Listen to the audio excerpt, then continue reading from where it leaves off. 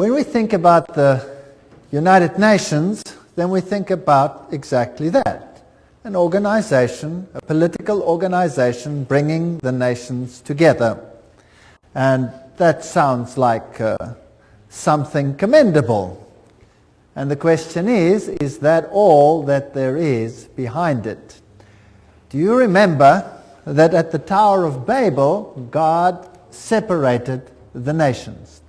Now, if you look at the headquarters of the United Nations in New York, this is really quite a fascinating building. It is large, and the name United Nations was coined by United States President Franklin D. Roosevelt and was used in the Declaration by United Nations of January 1942 during the Second World War, when representatives of 26 nations pledged their governments to continue fighting together against what they called the Axis powers. Interesting name, Axis powers. Today there's another axis that is being fought, and that is known as the Axis of Evil. Have you heard of that? The forerunner of the United Nations was the League of Nations, and this was an organization in similar circumstances during the First World War and established in 1919 under the Treaty of Versailles to promote the international cooperation and to achieve peace and security. This comes straight from the UN webpage, so nothing strange about that. It's just plain history. Some more from that. In 1945, representatives of 50 countries met in San Francisco at the United Nations Conference on International Organizations, and they drew up a United Nations Charter. And those delegates deliberated on the basis of proposals worked out by representatives of China, Soviet Union, United Kingdom, United States at Dumbarton Oaks, United States in October 1944. It was signed on 26 June 1945. 50 countries. Poland was not represented and became one of the original 51 member states. So it officially came into existence on the 24th of October 1945, when the Charter was ratified by China, France, Soviet Union, United Kingdom, United States, and by a majority of the other signatories. And every 24th of October, they celebrate this founding of the United Nations. Now, let's have a look at this Charter of the United Nations. This is a very interesting piece of history. Well, Arthur Balfour, do you remember that name? We've used it before. Who was a member of Hort's Apostles? You remember Hort? This was the professor that helped to produce the Greek text that changed the emphasis of the Bible and removed many of the aspects of Jesus Christ's power and sovereignty from the Word of God. And the apostles were the secret society that functioned and at that time, and Hort was a member as well as Arthur Balfour. Hort called this group a Senior Apostles Club, as well as president of the Psychic Research Society, Society for Psychic Research, soon became Prime Minister of England, Arthur Balfour, and instrumental in the First League of Nations. So this Prime Minister was also, of course, active in the writing of the original Charter of the League of Nations, much of which formed the basis for the United Nations. He not only headed the Society for Psychic Research, holding seances at his home, but he initiated a group called the Synthetic Society, whose goal was to create a one-world religion. That's a very interesting point of history. And he invited a certain Frederick Mayers of the Society of Psychic Research to join, and together they created the preamble of all religions, and it includes the dogma, departed spirits can communicate. Obviously, if you belong to such a society, then that is part of the situation. So built in somewhere over there was the wish to bring all religions together. Now let's have a look at some of the historic figures of the United Nations. Alger Hiss, he became the acting Secretary General of the establishment of the United Nations. The April 16, 1945 issue of Time magazine called him one of the State Department's brighter young men.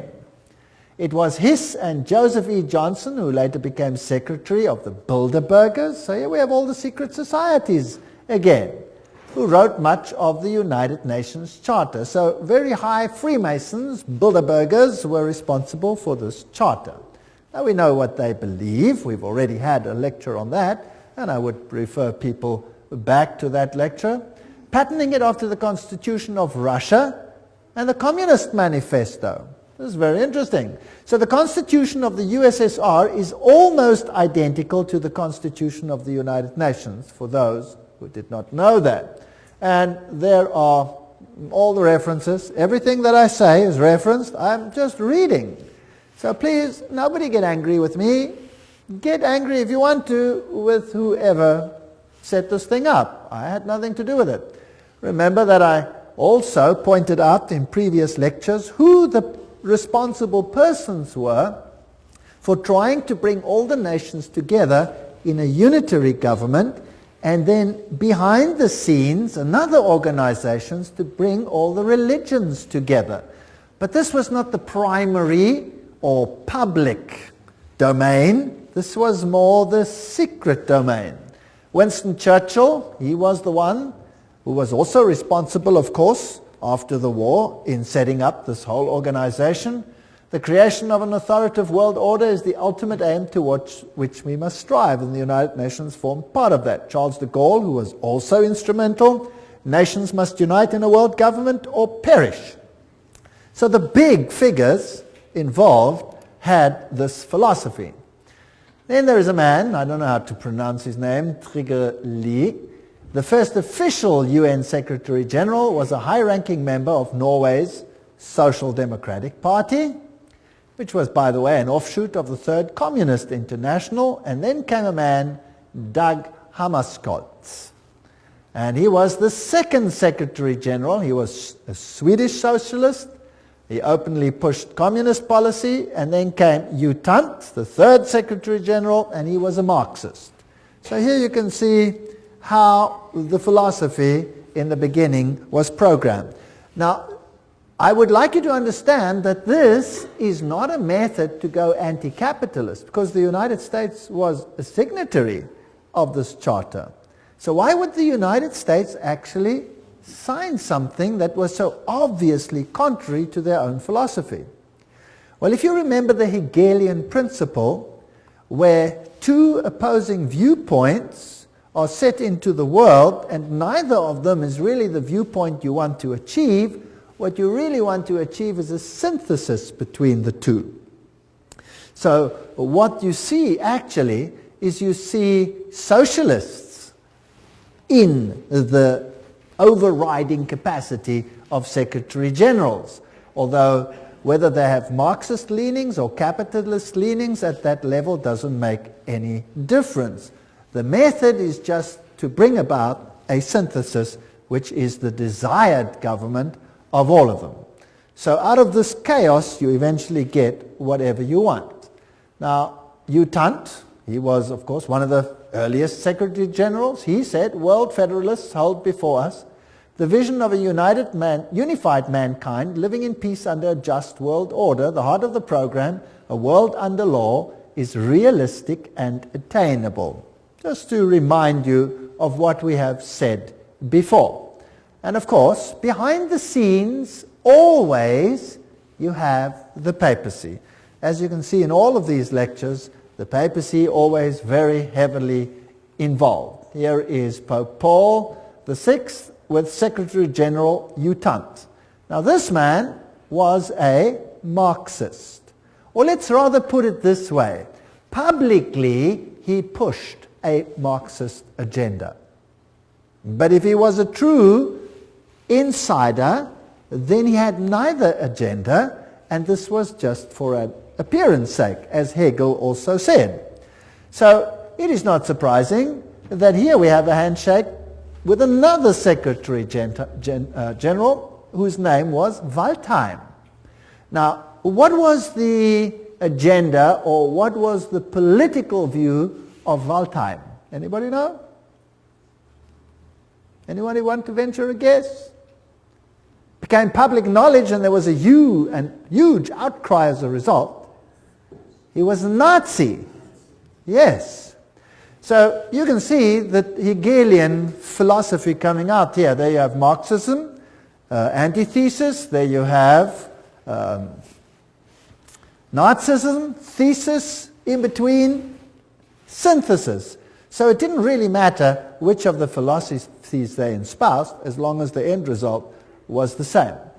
Pope Paul VI, by the way, is the first one to introduce this bent cross or broken cross. Let's read about what this means. Pope Paul VI wrote a papal encyclical that called on the nations to abandon sovereignty to form a world government.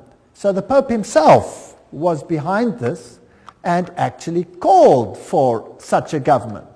And about this twisted cross, here's the quote for you. Paul VI made use of a sinister symbol used by Satanists in the 6th century that had been revived at the time of Vatican II. This was a bent or broken cross on which was displayed a repulsive and distorted figure of Christ, which the black magicians and sorcerers of the Middle Ages had made use of to represent the biblical term mark of the beast. Interesting quote. Yet not only Paul VI, but his successor, the two John Pauls, carried that object and held it up to be revered by the crowds, who had not the slightest idea that it stood for Antichrist. So that's a quote that's very interesting about the broken cross and what it stands for. So these are the figures behind, or the movers of the United Nations. A pope calling for such an order, the Secretary Generals picking it up, reiterating it on both sides of the political divide so that it would seem fair to both sides of the philosophy. Now, what about the spiritual aspect? There's one interfaith organization that is called the Temple of Understanding. And it has a newsletter which is called World Goodwill Newsletter. Now, we have to see what authority such an organization has, because there are many little organizations and they could just be, irritating little piddly little organizations. So who are these people who formed the Temple of Understanding with a newsletter, the World Goodwill Newsletter, an organization affiliated to the United Nations? It's always good to look at the founders. Well, founded by Juliet Hollister in 1960, the Temple of Understanding has one of its goals, the creation of a spiritual United Nations, in its work to promote understanding between religions on the basis of the oneness of the human family. Sounds good. The Temple has numbered among its members and supporters such influential world servers as U Thant himself. Well, there's the Secretary General. You can't go much higher than that. Eleanor Roosevelt. That's interesting. Thomas Merton, Jawaharlal Nehru, Anwar Sadat, Radhakrishnan, in addition to the main center of New York. So these are the top movers. So this is not some sort of little organization operating somewhere in the wings. This is a hub organization. And from where did they operate? Well, they were based at the Cathedral of St. John the Divine. That must be getting pretty boring by now, right? Always the same thing. The temple has active chapters in India, in the UK, representatives in Africa, Latin America, Asia, Middle East. This is a universal movement to bring all religions together. Now let's have a look at this interesting cathedral. There it is, the Cathedral of St. John the Divine. The cathedral is located at the 112th Street in Amsterdam Avenue, one block east of Broadway, the largest cathedral in the world. That's also interesting. The Cathedral Church of St. John the Divine in New York is the mother church of the Episcopal Diocese of New York and the seat of its bishop. Remember, that's where they had the female Christ and where they have the issue of ordaining homosexual bishops, and all kinds of interesting stuff happen at this episcopopi.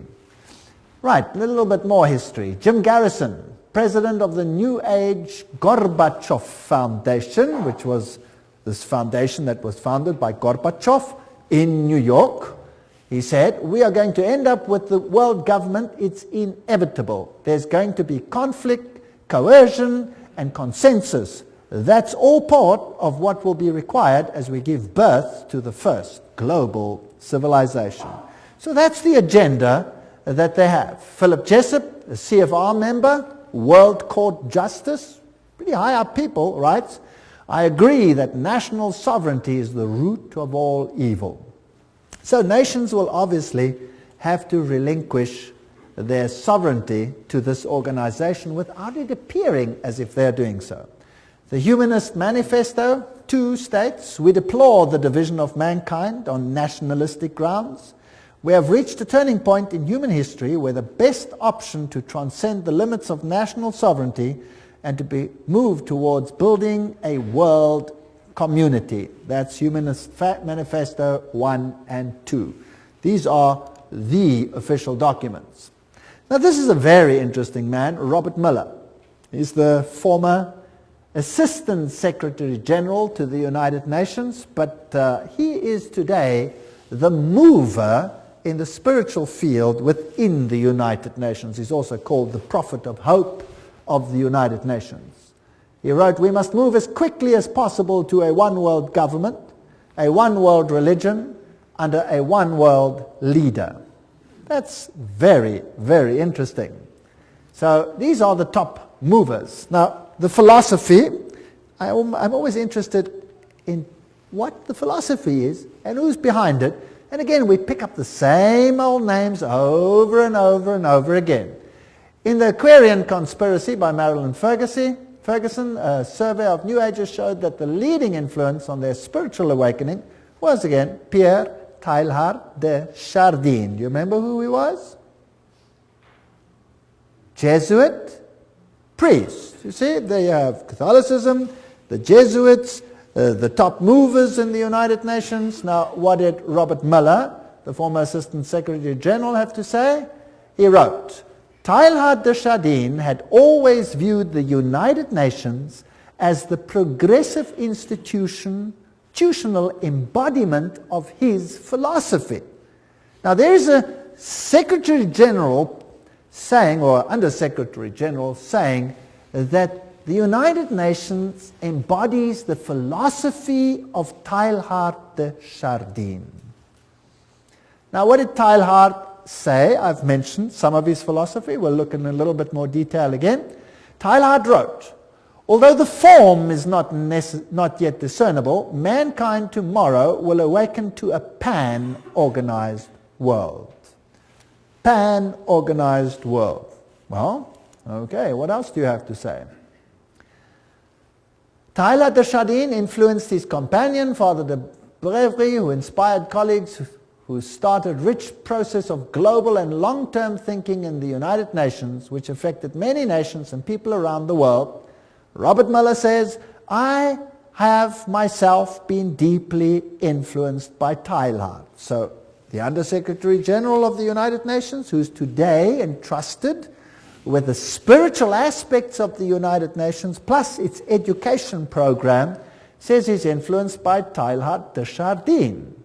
And Robert Miller writes, most of all they taught me happiness, his work, he says, any Teilhardian will recognize in this the spiritual transcendence which he announced so emphatically as the next step in our evolution. So there's going to be a spiritual transcendence from what appears to be political over to the spiritual. All right, we've already seen in a previous lecture that he was a French Jesuit priest, a eugenist, a Marxist, a pantheist, a evolutionist. He might have even been involved in the Piltdown hoax. He was a humanist and a proponent of a one-world government, and he's the father of the New Age. So he's a very prominent man, seems to have been very busy. He dreamed of humanity merging into God and each realizing his own godhood at the Omega point. This belief has inspired many of the New Age leaders. In fact, Chardin is one of the most frequently quoted writers by leading New Age occultists. That we've had too when we discussed the New Age movement. But just to remind you, so we can merge into gods. This is what the man looks like. This comes straight from the Jesuit web pages themselves, and they'll talk about his evolutionary synthesis, world of the mind and spirit, physical world with the world of mind and spirit, a union of those. And here are a few of his quotes. Just to go into a little bit of detail, this is the spirit of the philosophy of the United Nations. Interesting. It is a law of the universe that in all things there is prior existence. Before every form there is a prior but lesser evolved form. Each one of us is evolving towards Godhead. So we are all becoming God. Wonderful philosophy. What I'm proposing to do is to narrow that gap between pantheism and Christianity by bringing out what one might call the Christian soul of pantheism, or the pantheist aspect of Christianity. That's fascinating. So God is in everything. God is not a separate entity. We ourselves are God, or part of God. If you are a pantheist, that's what you believe. I can be saved only by becoming one with the universe. That's pantheism. It's also the philosophy of Buddhism. I believe the Messiah whom we await, whom we all without any doubt await, is the universal Christ, that is to say, the Christ of evolution. Right, that's Teilhard de Chardin's philosophy. Isn't that interesting? So, unfortunately, I cannot agree with one single iota of that philosophy. It's not biblical. In fact, it's blasphemous. A general convergence of religions upon a universal Christ who satisfied them all. That's what Teilhard de Chardin said, Christianity and evolution. This is his quote. His quote. So a convergence of religion that satisfies them all. And he saw the United Nations as the embodiment of this philosophy. That seems to me the only possible conversion of the world, and the only form in which a religion of the future can be conceived. That means everybody must come together. Now, how do you get all the religions to come together and to bury the hatchets and their differences? You create a pain of separation, chaos, that exceeds the pain of unity. Is that understandable? That's how you do it. That's Hegelian philosophy. That is Freemason philosophy. So today we're in the pain stage, and the next phase will be unity or inexplicable pain. That's the choice. And mankind will quite readily choose which one? The lesser pain, obviously, to survive. Now let's have a look at all these Secretary Generals and whether they are actually embodying this philosophy or not. This is Dag Hjalmar Agne Hammarskjöld. He was the Secretary General of the United Nations from 10 April 1953 to 1961. Then he met his death in a plane crash, and he was the fourth son of the Prime Minister of Sweden during the years of World War I. He was the first one. Now, what did he do in the United Nations? Well, one of the first things he did was to produce or create a prayer room. And there it is on the left-hand side. A stone in the middle of the room was placed to tell us we may see it as an altar, empty, not because there is no God, not because it is an altar to an unknown God, but because it is dedicated to the God whom man worships under many names and many forms. Very interesting. So there is this prayer room with only this stone altar, which is built to be shaped like a rectangle, if you like, which has certain interesting meanings, and the whole building, the whole room, has the shape of a trapezoid. Now, what does that mean? Well, there's also an all-seeing eye, and that symbol that we see over here amongst the Hittites is also the symbol, if you look carefully, of the United Nations, which has the laurel wreath and which has the face up there, which is just replaced with the earth. Now, perhaps the best way to comprehend what the all-seeing eye represents is to examine the architecture of the meditation room of the United Nations building in New York. The meditation room is shaped as a pyramid, a trapezoid. Without the capstone, inside the room is dimly lit, but coming from the ceiling is a narrow but concentrated pinpoint beam of light which radiates down to a bleak stone altar. On the wall straight ahead is a breathtaking modernistic mural that is dynamically endowed with occult symbolism, containing 27 triangles and various configurations, a mixture of black and white and colored background and a snake-like vertical line. At the center is the all-seeing eye, which grips the millions of annual UN visitors with its stark beckoning image of suspicion and omnipresence. This is the quote from Tex Mars. And some more quotes. The meditation room faces north-northeast. To enter the room, one must proceed from darkness into light. Indeed, the middle order of the Satanic Brotherhood is called the Order of the Trapezoid. That's very interesting. And Anton LaVey, who is the founder of the Church of Satan, refers to an occult principle known as the law of the trapezoid. So we seem to have a very occult room here, which is dedicated to a god that can be served under any name. The one that I know has one name. One name. One could tell several moving stories, writes Robert Miller, the spiritual godfather, if you like, of the United Nations and the former Under-Secretary General. One could tell several moving stories of the spiritual transformation of the United Nations as caused to the point that this little speck on earth is becoming holy ground. For example, the rational intellectual economist Dag Hammarskjöld found God at the United Nations and inspiration for his work as a world servant in the mystics of the Middle Ages. Oh, so he didn't find it from the Bible, he found it where? From the mystics. Towards the end of his markings overflow with spirituality and mysticism. There you are, the words of the United Nations themselves, or their representatives, telling us how this inspiration came about. Now let's go back a little bit to Foster and Alice Bailey. These were Alice A. Bailey, the one who received dictated messages from Dwal Kul, and who is known as the prophetess of the New Age.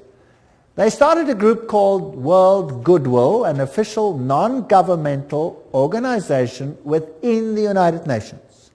The stated aim of this group is to cooperate in the world of preparation for the reappearance of the Christ. So the United Nations, in other words, is an organization preparing to get all the governments together, yes. But that is just on a political level. The agenda behind it is to bring all the religions together and to prepare it for the coming of Christ. Which Christ? Not Jesus Christ, but the cosmic Christ. Because Jesus Christ is not coming, as we will see in a future lecture, to do what they think is going to happen. Their Christ wants to have a kingdom here on earth. But God says, my kingdom is not of this earth. Now, let's have a look at this man, Robert Miller. There he is. Dr. Robert Miller, former Assistant Secretary General of the United Nations, Chancellor of the United Nations University of Peace, and he's chairperson of the Peace Party 2000. He's a very prominent man. What does he write? Robert Miller. Decide to open yourself to God, to the universe, to all your brethren and sisters, to your inner self, to the potential of the human race, to the infinity of your inner self, and you will become the universe. You will become infinity, and you will at long last, you will be at long last your real, divine, stupendous self. There you have the same philosophy. So what is he saying? That we can become gods. All right, so that is the mover and the shaker of the philosophy of the United Nations. Robert Miller writes in World Core Curriculum the following. Now this is stunning. The underlying philosophy upon which the Robert Muller School, now what is the Robert Muller School? We'll have to come to that. Robert Muller School is the education program for the entire world as will be enforced by the United Nations. That's scary. Let's read on. The underlying philosophy upon which the Robert Muller School is based will be found in the teachings set forth in the books of Alice A. Bailey. Hello? The books of Alice A. Bailey were published originally by Lucifer Publishing Company, which, because of all the flack, they changed to Lucis Trust. Isn't that correct? The school is now certified as a United Nations associated school providing education for international cooperation and peace. Okay, this is big business. So the philosophy is based on Luciferian channeled writings preparing for the coming of Lucifer. And remember what they said. They were quite open about it. Alice A. Bailey claimed evidence of the growth of human intellect along the needed receptive lines for the preparation of the new age can be seen in the planning of various nations and in the efforts of the United Nations to formulate a world plan. From the very start of this unfoldment, 3 occult factors have governed the development of all these plans. Now, can you see why I called the lecture the UN and the occult agenda? Because Alice A. Bailey says there were 3 occult plans, and Robert Muller says, yes, we follow the writings of Alice A. Bailey. She did not spell them out, but she did state, within the United Nations is a germ and seed of a great international and meditating reflective group, a group of thinking and informed men and women in whose hands lies the destiny of humanity. Ooh. This is largely under the control of many fourth-ray disciples, if you could but realize it, and their point of meditative focus is the intuitional or Buddhic plane, the plane upon which all hierarchical activity is today to be found. That's about as occult as you can get. What she is saying is that the inner core of the United Nations is controlled by people who are under the control of Lucifer. That's what she's saying. She's saying it's demonic. And it's out of her words, not mine. I'm just reading. That's what's such fun about all of this. Helena Petrovna Blavatsky, founder of Theosophy. She was the forerunner, of course, of the Bailey books. And Theosophy was then taken over by Annie Ward Basant over here, and then taken over by Alice A. Bailey. And here is the great invocation that has to be read and learnt by every child in the future. From the point of light within the mind of God, let light stream forth into the minds of men, let light descend on earth. From the point of love within the heart of God, let love stream forth into the hearts of men. May Christ return to earth. But this Christ is not Jesus Christ. From the center where the will of God is known, let purpose guide the little wills of men. Oh, how neat. It's so derogatory. The purpose which the masters know and serve. What arrogance. From the center which we call the race of men, let the plan of love and light work out, and may it seal the door where evil dwells. This is interesting. Which door is to be sealed where evil dwells? Well, if you know occult science, you'll know that they call light darkness and darkness light, and they say that Jesus is the evil one. We read all those quotes when we did the lecture on that issue. May it seal the door where evil dwells. Let light and love and power restore the plan on earth. Restore what plan? Restore whose plan? And who made it so that it is not restored? Well, who separated the nations? God separated the nations. What is the focus of the United Nations to? Unite the nations. So they want to restore that which the, in inverted commas, evil one happened to mess up with one brilliant move of confusing the languages. Well, just goes to show, one word of God and is confused for 4,500 years. Who's really in control here? Well, here's Annie Besant in her 33-degree Freemason regalia, Co-Masonry, you remember we dealt with this issue. The Theosophy textbook teaches immortality, reincarnation, the deity of man. Statements by this Dwalkul, who also inspired Alice A. Bailey. He talks about Alice A. Bailey, know me still by another name and office, AAB. Alice A. Bailey knows who I am and recognizes me by 2 of my names. Now that's interesting because there are 2 names, and we will see the 2 names in a future lecture, what the names are, and then it gets very interesting. This is a detective story. It's a very exciting one. Well, the Bible says that they are spirits of demons, working miracles which go forth to the kings of the earth and to the whole world to gather them to the battle of that great day of God Almighty. Revelation 16:14. Remember that? Helena Petrovna Blavatsky, the founder of this movement, of which Alice A. Bailey became the high priestess, if you like, said Lucifer represents life, thought, progress, civilization, liberty, independence. Lucifer is the Logos, the serpent, the Savior. It is Satan who is the God of our planet and the only one. Then she talks about the Virgin, who is Satan and Lucifer at the same time, and the Holy Ghost, all wrapped in one.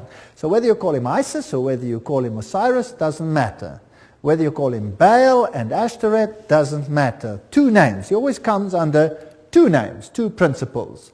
Alice A. Bailey, she succeeded Besant as leader of Theosophy. Her husband was a 32-degree Freemason and also, of course, part of Co-Masonry. There she is, priestess and prophetess of the New Age movement, who received these messages from this spirit entity, which has to be a demon, Dwalkul.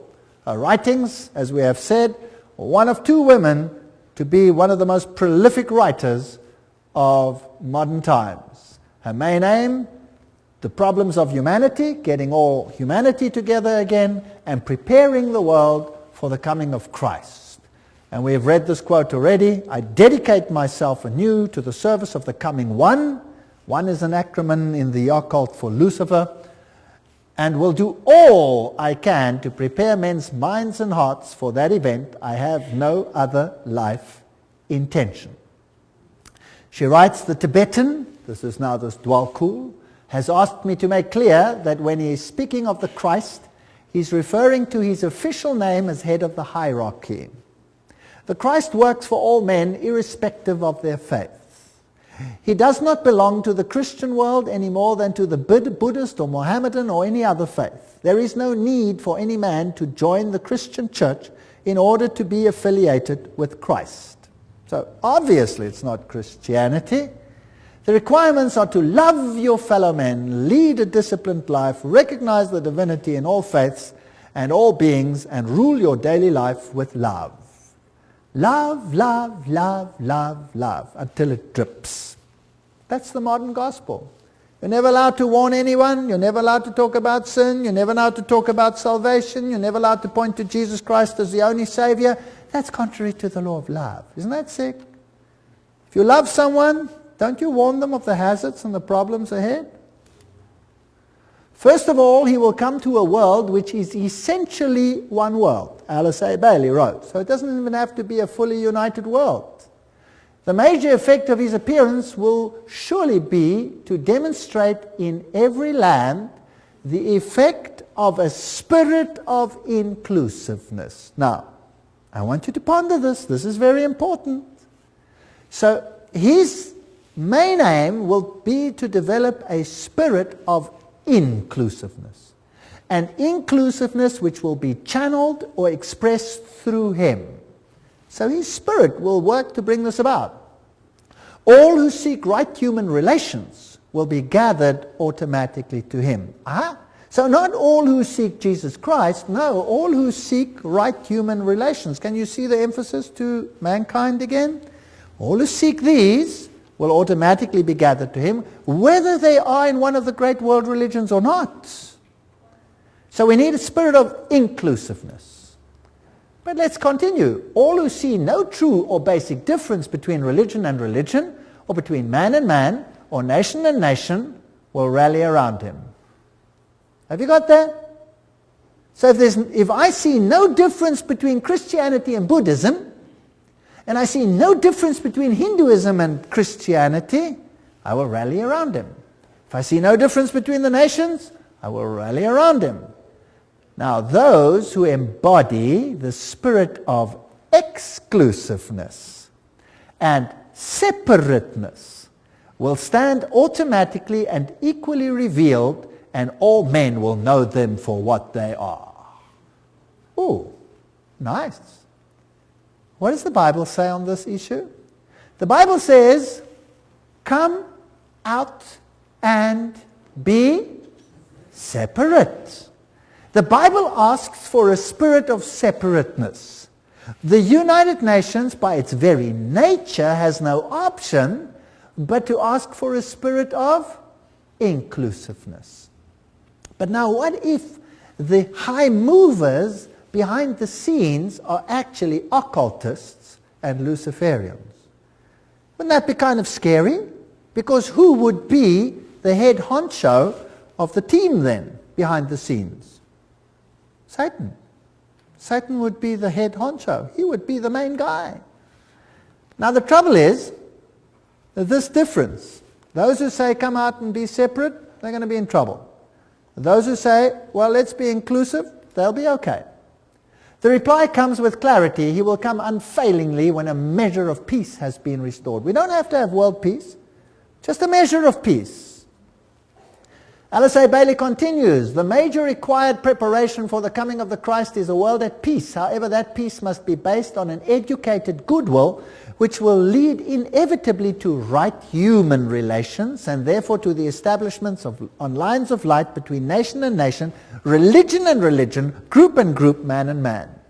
So the only way we're going to have this community is by putting everybody into the melting pot and becoming one.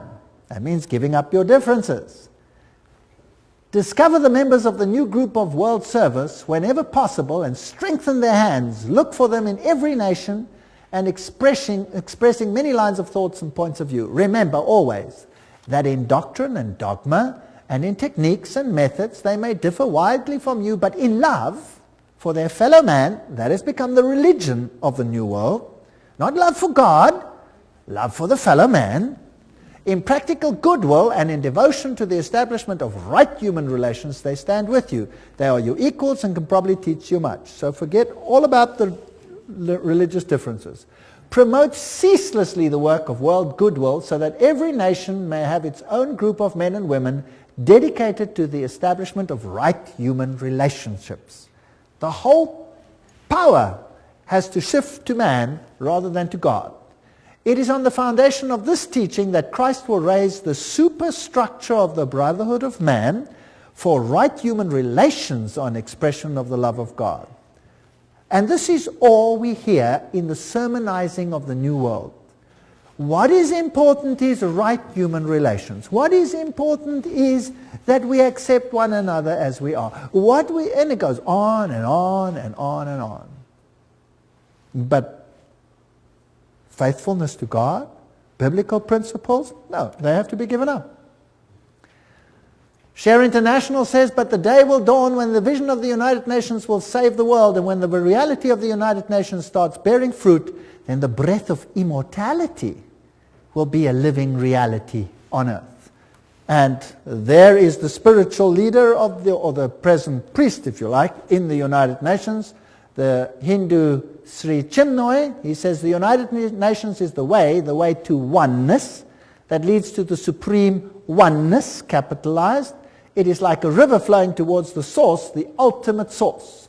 And the United Nations becomes for us the answer to world suffering, world darkness, world ignorance. The inner vision of the United Nations is the gift supreme. And this will be realized no matter how many years it takes. The Dalai Lama says in the sphere of international relations, the sense of greater shared responsibility is particularly needed. Today, when the world is becoming increasingly interdependent, the dangers of irresponsible behavior have dramatically increased. Unless we realize that we now are part of one big human family, we cannot hope to bring about peace and happiness. So all the world leaders are saying these things. And the United Nations, with its symbolism of this ancient laurel wreath around a globe, is nothing other than the emulation of an old pagan ideal which Lucifer once more wants to realize in the world that we live in today.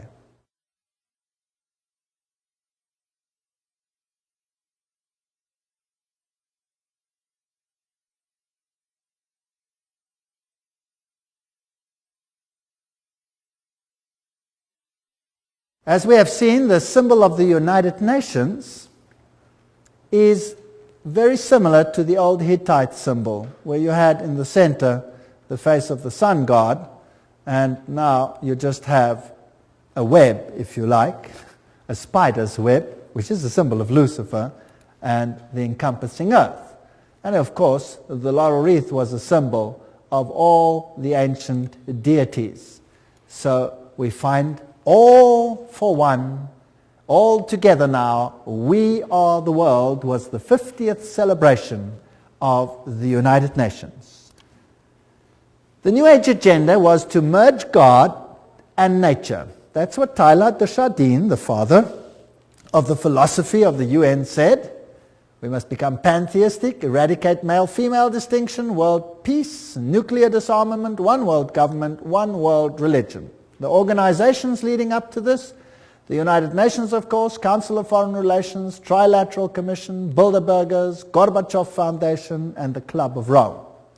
And they've already put up a constitution which is known as the Constitution for the Federation of Earth. So we already have a world constitution.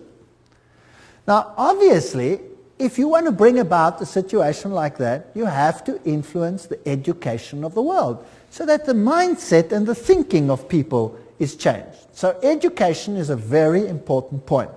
This comes straight from their own web pages. Wow, you cannot say this is hearsay. It comes straight from them, uknow.org.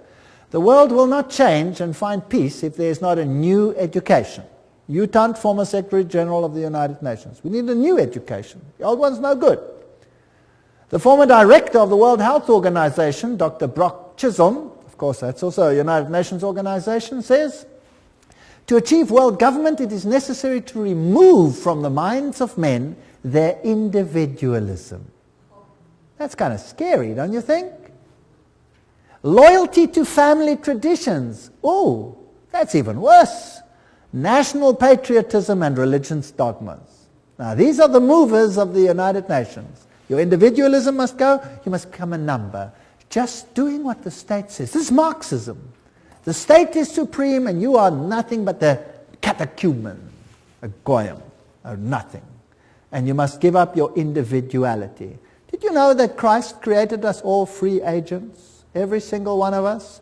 No one to be subject to anyone but God, because only to God can you trust your subjection, because he is 100% selflessness, which he proved when he came to this earth. How would you like to be a subject of Lucifer and be bound by chains to his chariots to do his whims? I would hate that. But in any case, in order to do that, you'll have to give up your individualism.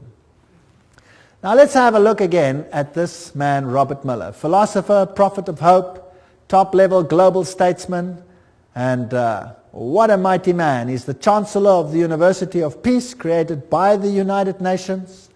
He is the creator of what is known as the World Core Curriculum. That says everything. And he's known throughout the world as the father of global education. There are 29 Robert Miller schools around the world, more being established each year. World Core Curriculum earned him the UNESCO Peace Prize in 1989.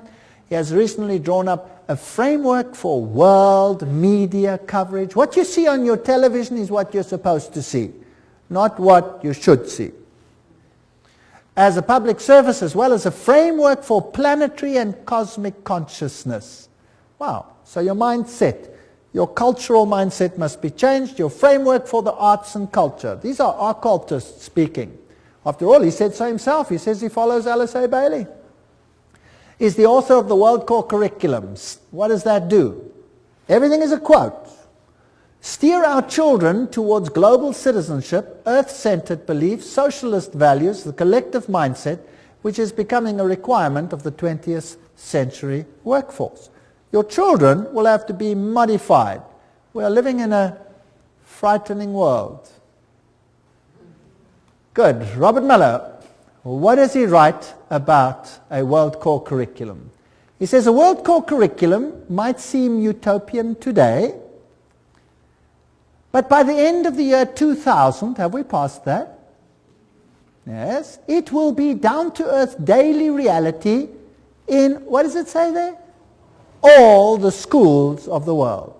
Now, believe you me, I have been in the education system. I officially left the education system 1 month ago. And what I have seen in the last few years, the changes are hair-raising. Hair-raising. If that is what is awaiting us, then God help this world. We've already seen, he says, the philosophy is based on Alice A. Bailey. And World Core Curriculum, this is unol.org, that is their own one. What is their teaching? Our planetary home, place in the universe, our place in time, that's all the evolution stories. The family of humanity, that's global humanity, the miracle of individual life, and the coordinating centers of the world, where they all are, the Robert Mueller Schools International. What do they teach? Well, they have, for example, the Shaman Institute, and they have all these nice, interesting occult signs for all the things that they stand for. Eleusis, the all-seeing eyes, humanistic psychology. This is one of the Robert Mueller School's teaching points. Here's Franco, a shamanic facilitator, astrology, sacred circle operator, author of Initiation and Astro Shamanism. He talks to inner guides. What else? He says the workshop offers practical tools for journeying into ecstatic dimensions, beyond conventional time. He says the program includes shamanic journeys, drumming, ceremonial sharing, soul retrieving, connection with guides and spirits. This is spiritism of the worst kind. This is forbidden in the Bible. No wonder the Bible is not part of this organization's book. Robert Mueller says, at the world level, the UN has adopted a world economic development strategy. Food, agriculture, there's a world food plan, a world health plan, a world literacy plan, a world employment plan, a world industry plan. They've got every single detail of our lives sewn up. Now, another organization that's very important is UNESCO. And let's just look at UNESCO. It's a sub-organization of the United Nations. Julian Huxley is the former director of UNESCO. He was Humanist of the Year. He's a theistic philosopher, member of the Communistic Colonial Bureau of British Fabian Society, and signer of the Humanist Manifesto too. That's not a very good recommendation as far as I'm concerned. Some more. Skull and Bones member Archibald MacLeish wrote the UNESCO Constitution. So he must be an Illuminati member, as we saw in that lecture on the secret behind secret societies. So Freemasons helped create the organization, a fervent international MacLeish. He is associated with One Worldism. Here's another one. Niebuhr is UNESCO's co-founder, and he signed Siecos. Now what does that mean? Which appeared in 1969, and they printed it in the New York Times then. What is Siecos? These are the founders. It is the position of Siecos that contraceptive services should be available to all, including minors, who should enjoy the same rights of free and independent access to contraceptive care as do others. It is the position of Siecos that the use of explicit sexual material, sometimes referred to as pornography, can serve a variety of important needs in the lives of countless individuals.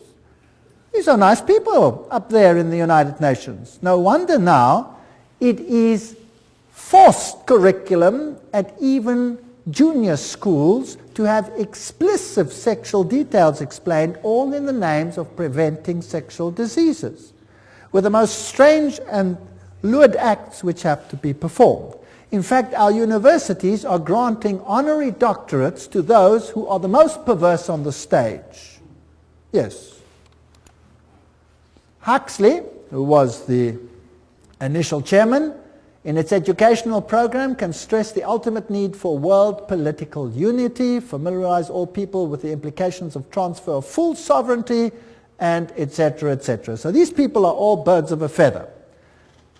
UNESCO explains, if UNESCO is attacked on the grounds that it is helping to prepare the world's people for world government, then it is an error to burst forth with apologetic statements and denials. Let us face it, the job of UNESCO is to help create and promote the elements of world citizenship. When faced with such a charge, let us by all means affirm it from the housetops. That's what UNESCO says itself. So they're not denying anything.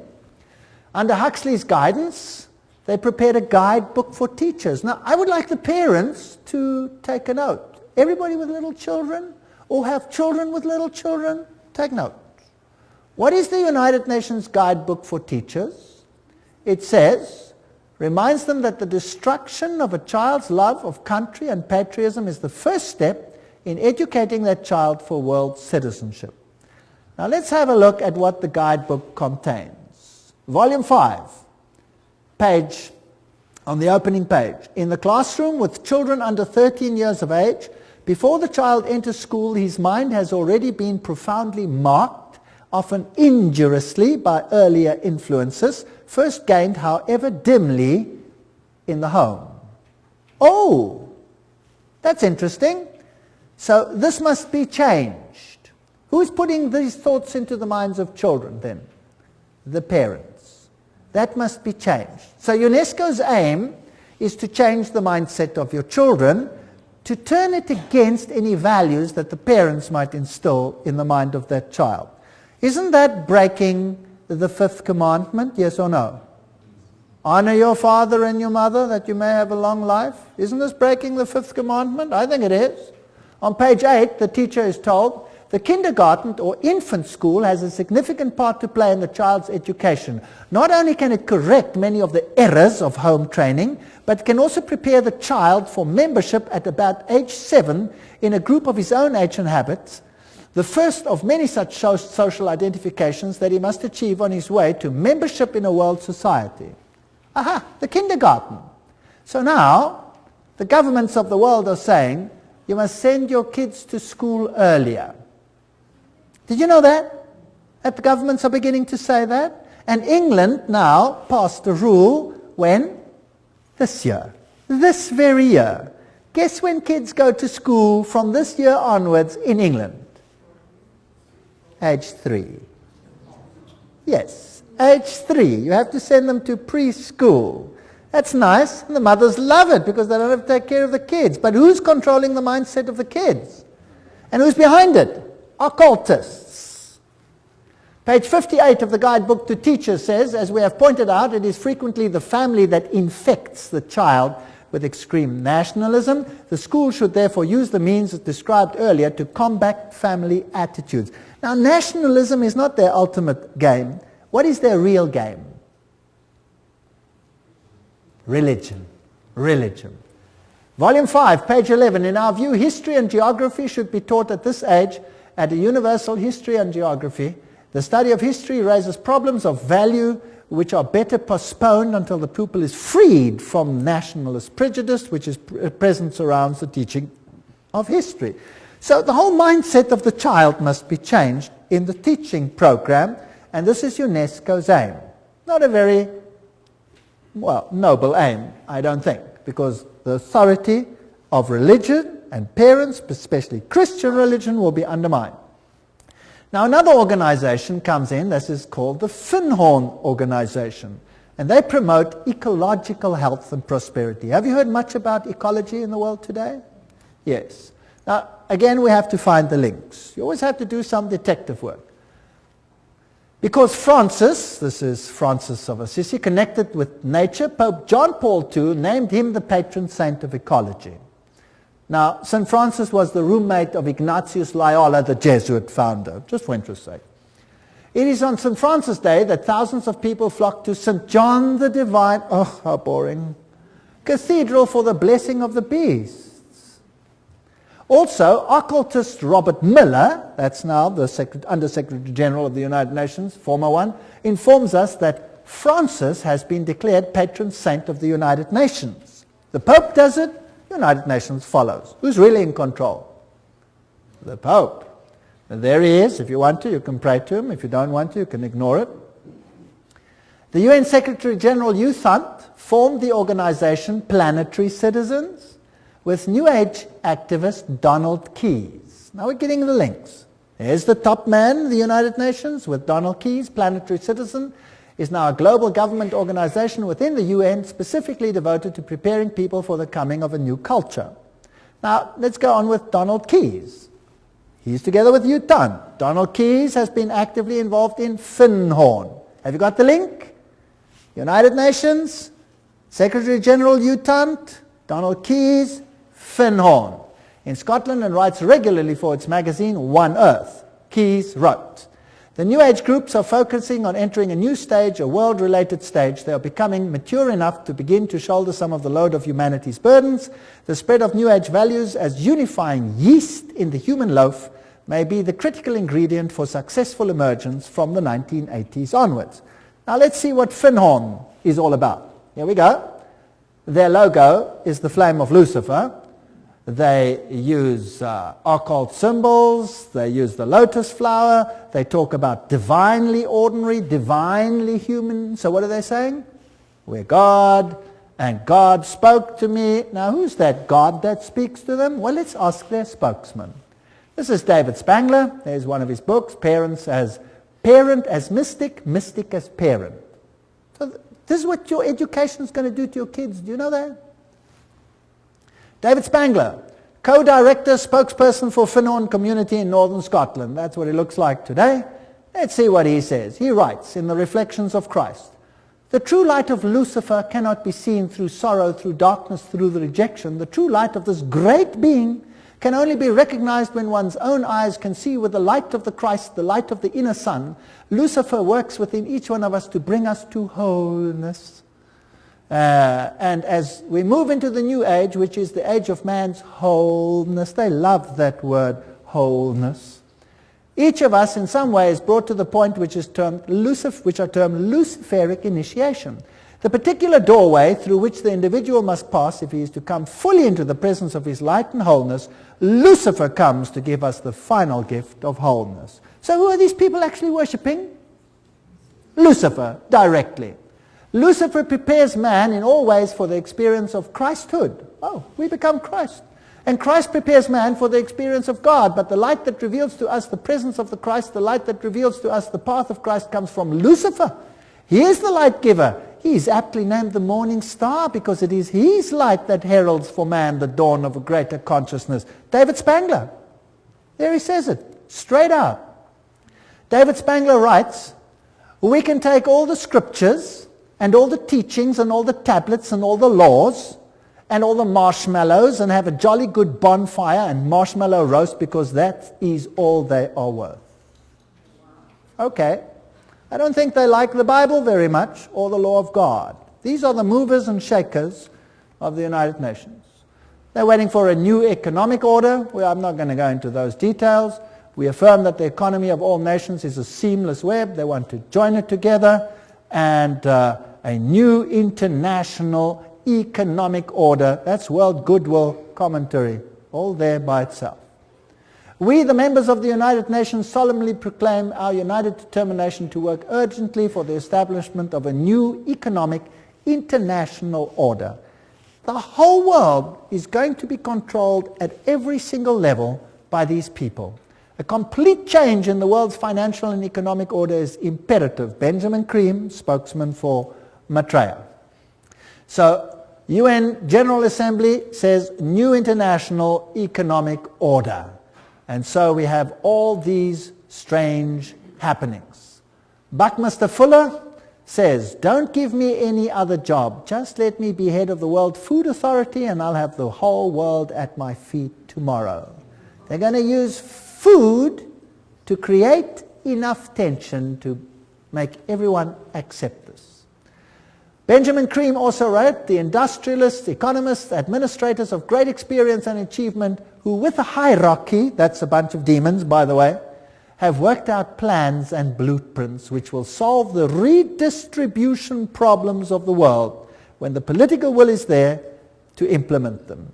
So that means when they start stealing from those who have and give it to all the others.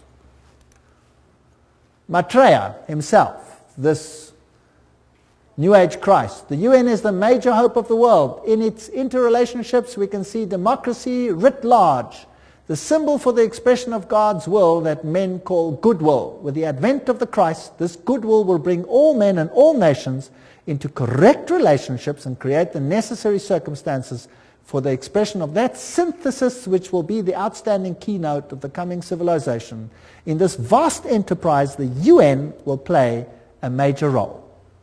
Remember Revelation 17? The 10 horns you saw are 10 kings who have not yet received a kingdom, but for 1 hour will receive authority as kings along with the beast. They have one purpose, to give their power and authority to the beast, and they will make war against the Lamb. 10 regions, according to Gary H. Carr, the Club of Rome divided the world into and wrote the new constitution. And we have this new civilization, and it was held at the Fairmont Hotel, Masonic Auditorium in San Francisco.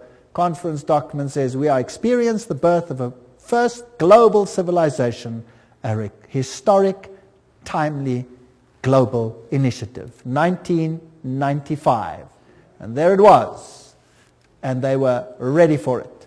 CIA, NATO, MI5, CRI, all of these have occult symbols in them, which we don't have to go into details. The Trilateral Commission, the 666, the 666 is in the Federal Reserve. SSS, that was the original 6th letter of the Greek alphabet. F is the 6th letter of our alphabet. This all spells 666.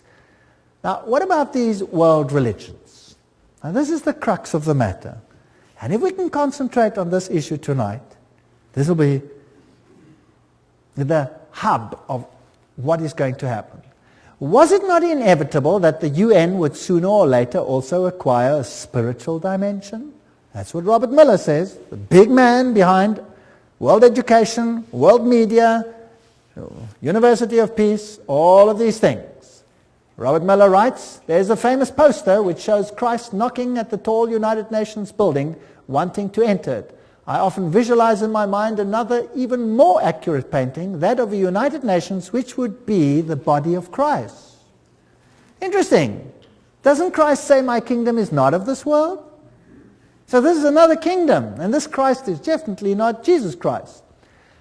He then refers to Pope John Paul said that we are stone cutters and artisans of a cathedral which we might never see in its finished beauty. This is Masonic language that Pope John Paul II is talking about. The tapestry of its work encompasses the total condition of humankind on this planet. All this is part of one of the most prodigious pages of evolution. It will require the detachment and objectivity of future historians to appraise fully what happened in the last third of our century and to understand the real significance of what the United Nations was. No human force will ever be able to destroy the United Nations. Isn't that interesting? For the United Nations is not a mere building or a mere idea. It is not a man-made creation.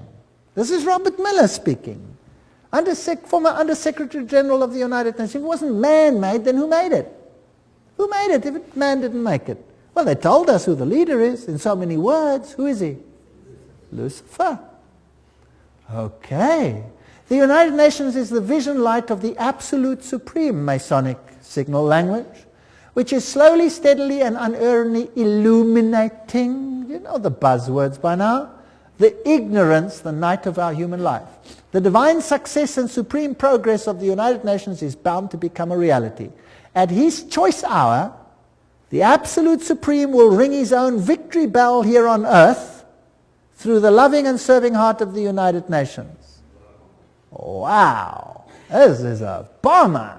He's going to ring his victory bell. Thank you, Robert Miller. What else do you have to say on the issue?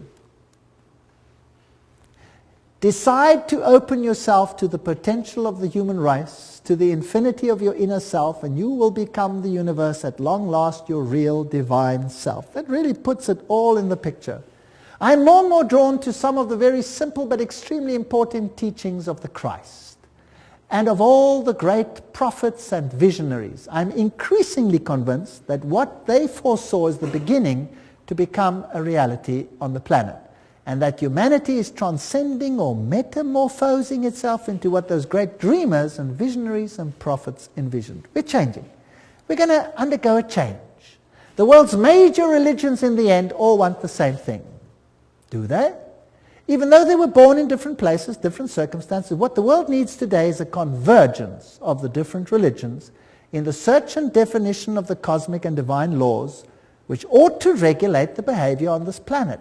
Worldwide, spiritual ecumenism, expressed in new forms of religious cooperation institutions, would probably be closest to the heart of the resurrected Christ.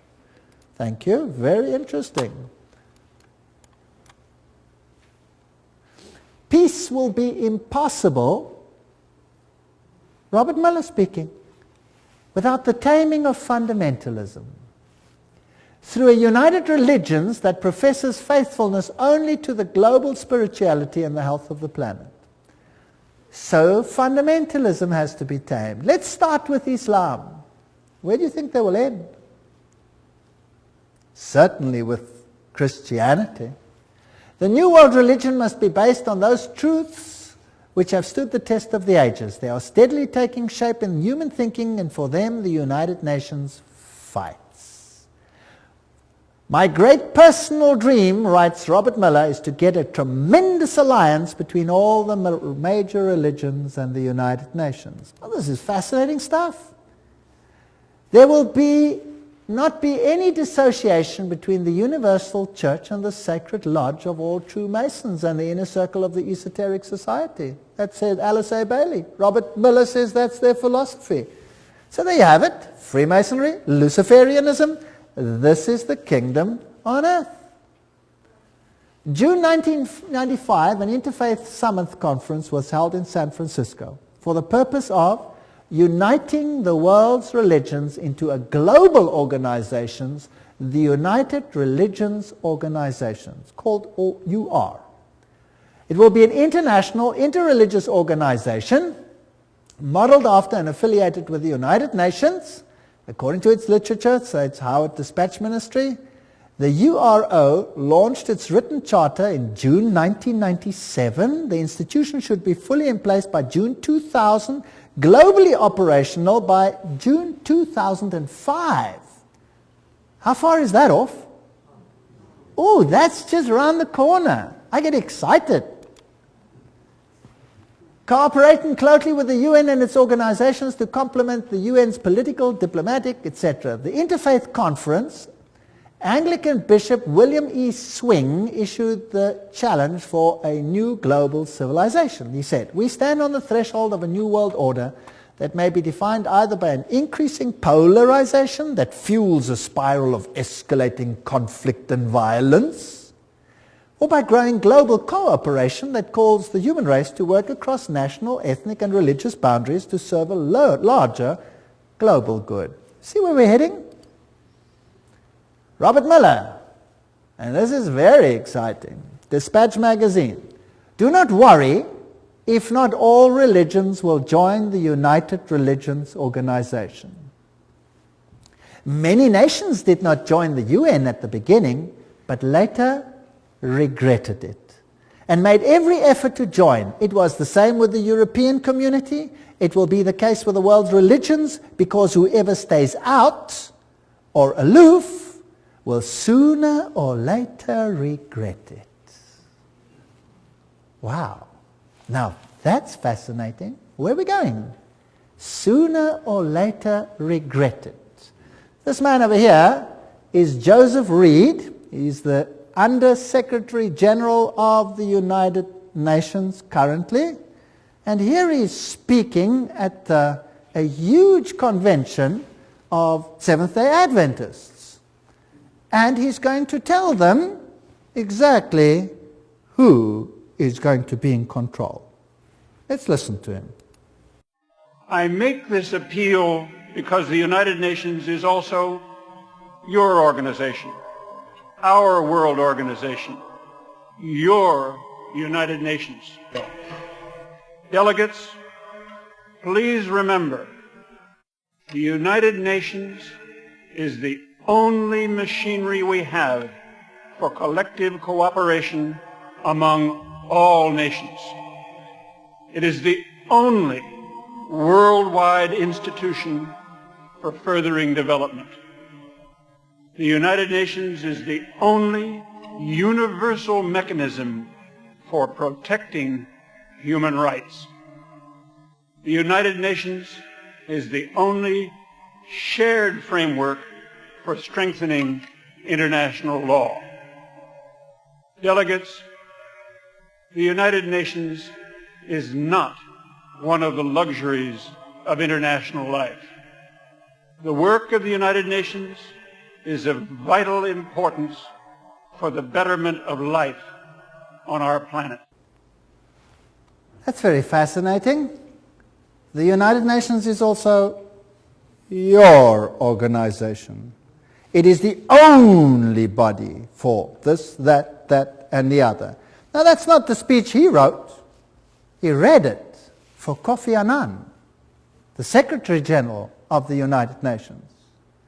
Now, I have a problem. I don't want to be part of a Luciferian organization. I certainly don't want to be. That's just me, personally. The mystical tradition in the mainline denominations easily interact with those of the heathen religions of the world. Meditation practices, visualization techniques, breathing exercises are now being used to tap into spiritual realm, and such religious leaders as the Pope and the Dalai Lama are very much on the same plane. Discernment Newsletter, 1996. A religion to fit everyone. Goals of this one world religion, world goodwill, remember this is all UN affiliated organizations, founded by the very highest level of people. The churches and the world religions should indicate the unity within all facets of truth, which will provide a universal platform, one to which all men everywhere could give allegiance. Such a platform should include the truth that all men are divine. Thank you. Can we do that? Yes or no? I hope not. The truth that evolution governs the growth of the human being. I don't believe in that either. Each individual is a god. All men are divine, and the belief in evolution, the fact of immortality and of eternal persistence, reincarnation, arising from man's essential divinity. The Bible clearly teaches us that there is no such thing as reincarnation, for it is appointed unto men once to die. These are all taken from direct quotes.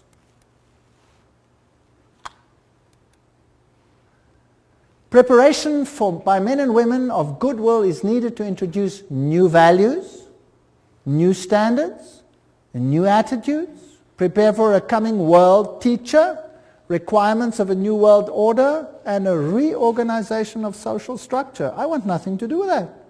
I want nothing to do with that. Alice A. Bailey writes, the same old formulas, the same old theologies, the same old interpretations are deemed adequate to meet men's modern needs and inquiries. They are not. The church today is the tomb of the Christ, and the stone of theology has been rolled to the door of the sepulchre.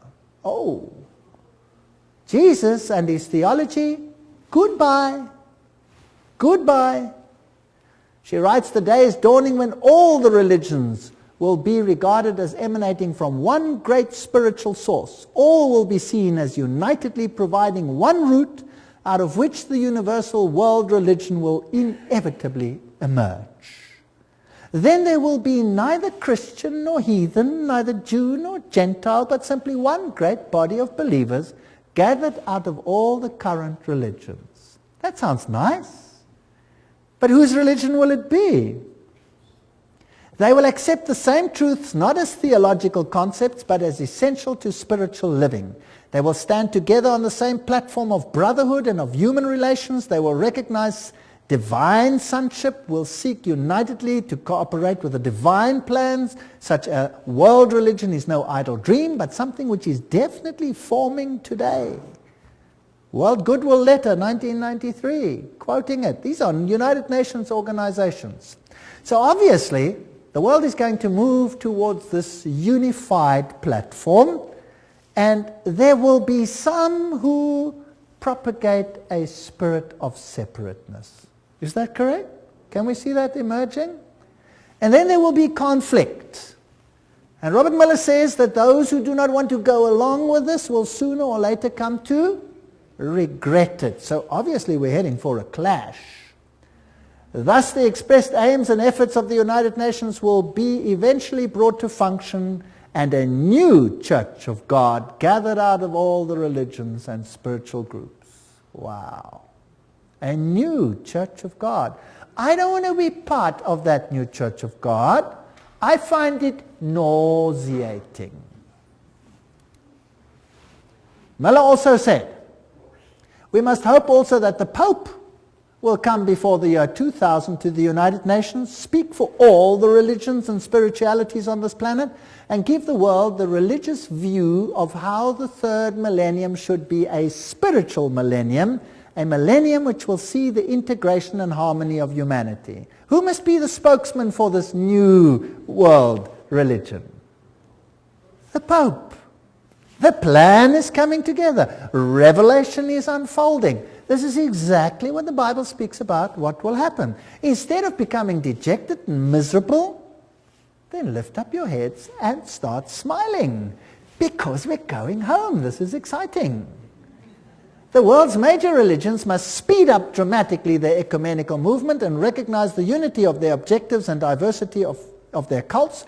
Religions must actively cooperate to bring to unprecedented heights a better understanding of the mysteries of life and of our place in the universe.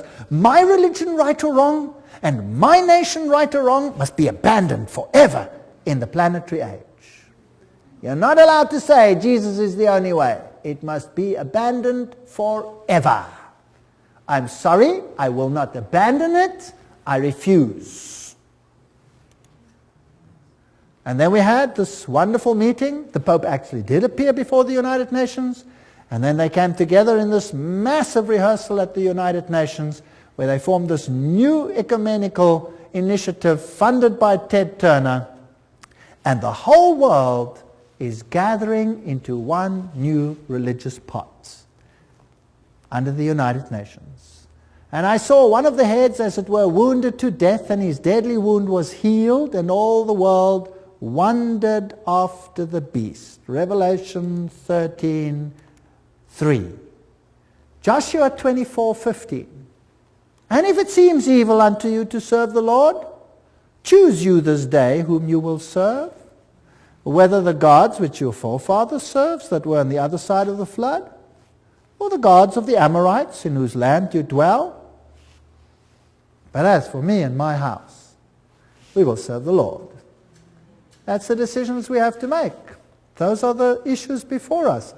And the sad thing is, I'm not making this up. I'm just reading it off the screen. I'm really not making this up. I wish I was, but I'm not. So we are actually facing a crisis situation. But in the lectures that are now coming, we will have to look at the other side of the coin. We've had enough of this side of the coin, don't you think? I'm sick to death of it already. Now let's have a look whether God has an answer to what Satan is planning. Now I had handed out another little card over here, and I've got a question on there. I'm beginning to see that the battle is not really political. Did you see that tonight? The battle is not really political, but religio-political. They want your allegiance and your mind. I see that the devil has it so set up that the whole world, and even if possible the very elect, are to be deceived and mesmerized by his devices. By God's grace, the second point, I do not want to be one of those that are deceived. I see that it is more than just being aware of the problem. I see that I will have to make a concerted effort to find truth and to become and remain undeceived. What is the only channel whereby we can find out the will of God? You tell me. The Bible. If God hadn't given us the Bible, we would be hopelessly at sea. Thank God, God gave us the Bible. What would we do without it? I wouldn't know where we're going. It would all seem logical. It would all seem okay. Everybody would be happy to climb onto this bandwagon, right or wrong. I want to know how Jesus will be victor in this controversy. All we've seen is Satan build up his kingdom. And that's exactly what the book of Revelation is about. I'm interested in learning more and to plan to attend the next lectures, because this is where the counter plan of God will start to be discussed. We're now going to go back to the Bible and we're going to find out what God has in store for us. But if I could just be so daring as to ask, just show me your hands if you want to. Who sees that Jesus is being eradicated from the world plan? Who sees it? Wow, so there's a total onslaught on Jesus Christ. And we are just caught in the battle. Isn't that right? We're just caught in the battle. So what hope have we got of changing the status quo? None. None. If you think you can change this, forget it. We have no hope. Who is our only hope? Jesus Christ. He is our only hope. Without him, we are nothing. And that's why I can stand here today, because I know there's nothing I can do, but he can do something. He's even made it possible for me to stand here and speak to you. Isn't that great? All things are possible. Do you know that I've given these lectures in a Masonic hall? Yes. All things are possible. Absolutely amazing.